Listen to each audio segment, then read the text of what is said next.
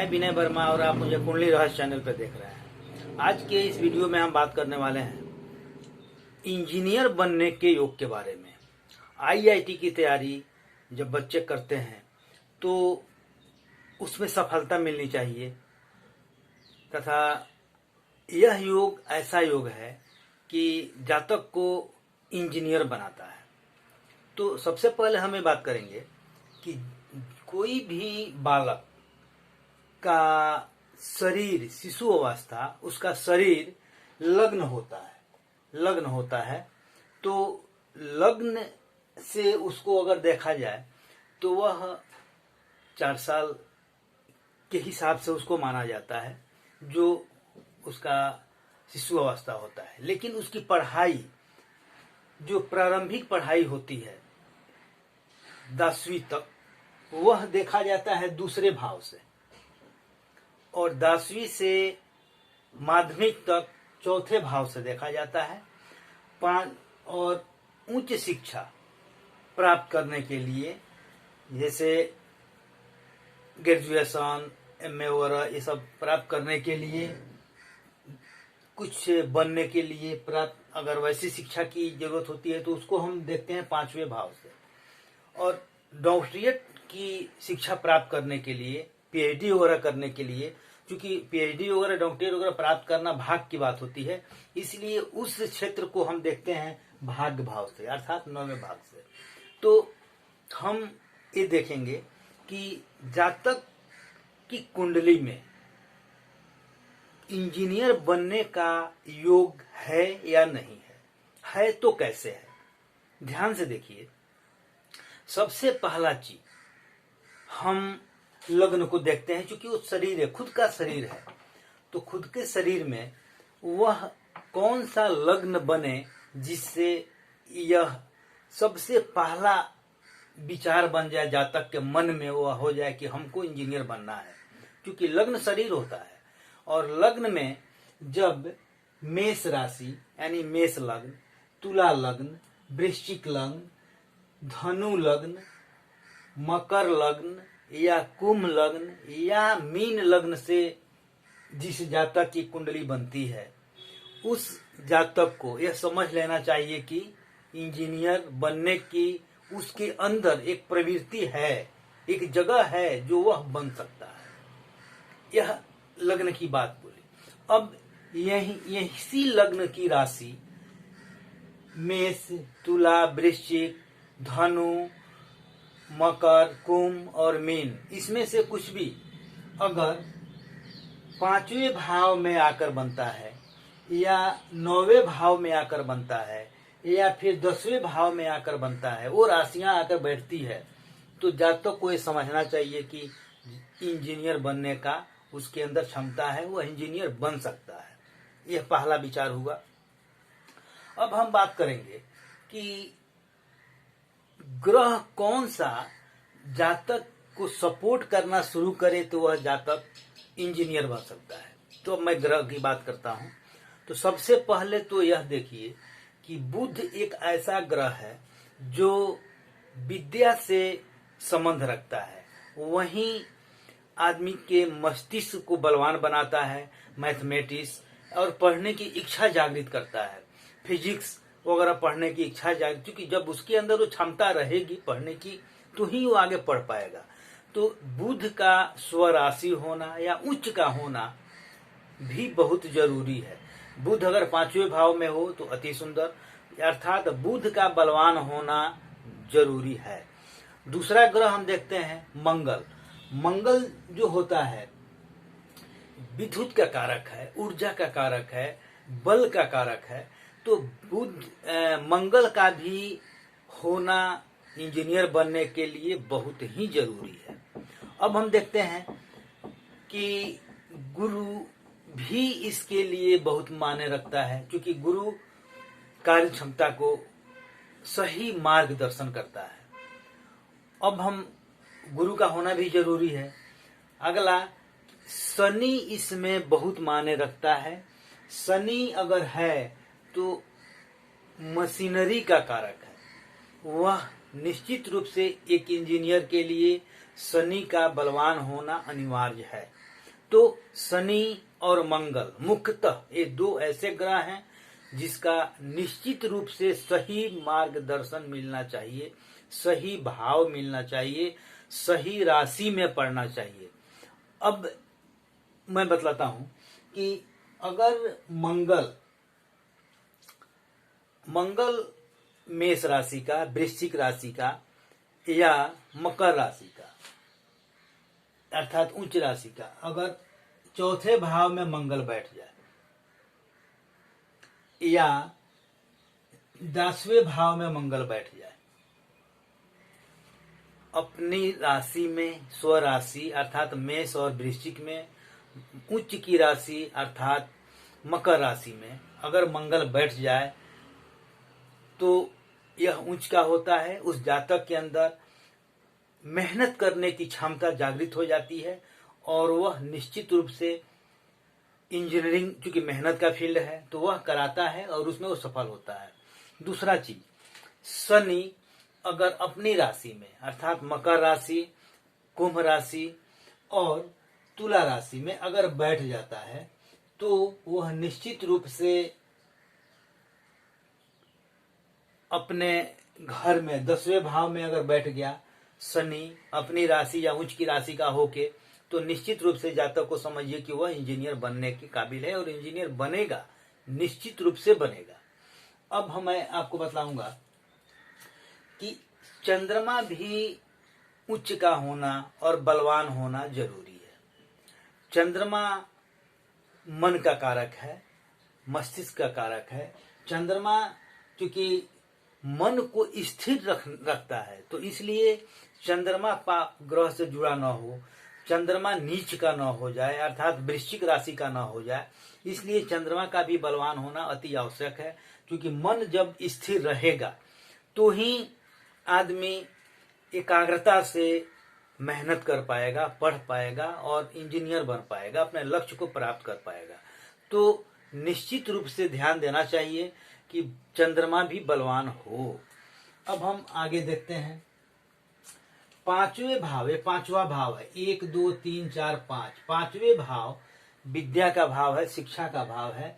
तो इसमें अगर गुरु हो, चाहे वो किसी राशि में हो, या फिर 9वें भाव में गुरु हो, भाग्य भाव में गुरु हो, तो निश्चित रूप से इंजीनियर बनने का योग बनाता है।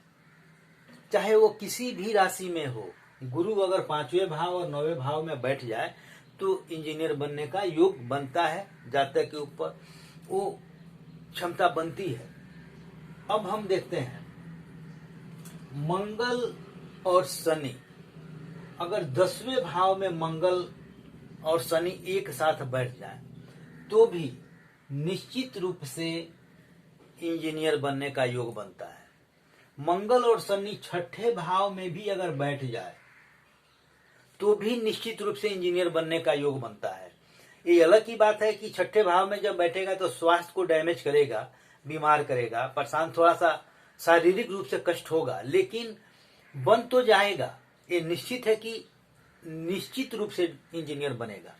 तो यह योग बनाता है। अब मैं एक चीज और बताऊंगा कि 5वें भाव का संबंध अगर 10वें भाव से बन जाए, 10वें भाव का संबंध अगर 5वें भाव से बन जाए, चाहे वह राशि मेल हो, ग्रह मेल हो, ग्रह दृष्टि हो, किसी तरह से 5वें और 10वें भाव का संबंध आपस में बनता है तो निश्चित रूप से जातक इंजीनियर के काबिल है, इंजीनियर बनता है, इसमें कहीं शक नहीं है। अब एक चीज और देखेंगे, मंगल और शनि 5वें भाव में बैठे, 9वें भाव में बैठे, 10वें भाव में बैठे और एकादश भाव में बैठे। क्योंकि 5वां विद्या का भाव हो गया, 9वां भाग्य भाव हो गया, 10वां कर्म भाव हो गया और 11वां लाभ भाव हो गया। तो अगर मंगल और शनि 5वें, 9वें, 10वें और 11वें भाव में बैठता है तो भी इंजीनियर बनने का योग पूर्णतः बनता है। अब ध्यान दीजिए कि इंजीनियर क्योंकि मेहनत करने वाला चीज है, तो 5वें भाव में पाप ग्रह अगर बैठ जाए, ध्यान दीजिए, पांचवें भाव में अगर पाप ग्रह बैठ जाए, अर्थात पांचवें भाव में मंगल बैठ जाए, शनि बैठ जाए, सूर्य बैठ जाए, राहु बैठ जाए, केतु बैठ जाए, तो भी इंजीनियर बनने का योग निश्चित बनता है। अब हम आपको ये बतलाते हैं कि इंजीनियर, जैसे हर आदमी का इच्छा है कि या तो हम सीएस करें, कंप्यूटर में इंजीनियर करें, तरह तरह की मन में इच्छा होती है कि वह इस फील्ड में जाए, इंजीनियर बने, लेकिन उनका फील्ड सिविल हो, मैकेनिक हो, वगैरह वगैरह। तो यह निश्चित रूप से ग्रहों की योग का कारण होता है। जब ग्रह उस तरह से उस जातक के अंदर बैठता है, उस कुंडली में, तो निश्चित रूप से उसका जो मस्तिष्क है उसके तरफ खींच के जाता है। जैसे अगर मंगल के साथ केतु बैठ जाए तो वह जातक सीएस करता है, अर्थात कंप्यूटर में इंजीनियर करता है, इंजीनियर बनता है। और अगर हम ये देखें कि मंगल के साथ शनि बैठ जाए, क्योंकि मंगल कर्म कराता है, मंगल ऊर्जवान है, मंगल को अगर देखा जाए तो विद्युत का कारक है और शनि लोहा का कारक है। तो इस दशा में मंगल और शनि एक साथ बैठता है तो मैकेनिक क्षेत्र में आदमी मैकेनिकल इंजीनियर बनता है। दूसरा चीज, अगर मंगल और गुरु एक साथ बैठ जाए तो आर्टिटिक इंजीनियर बनता है।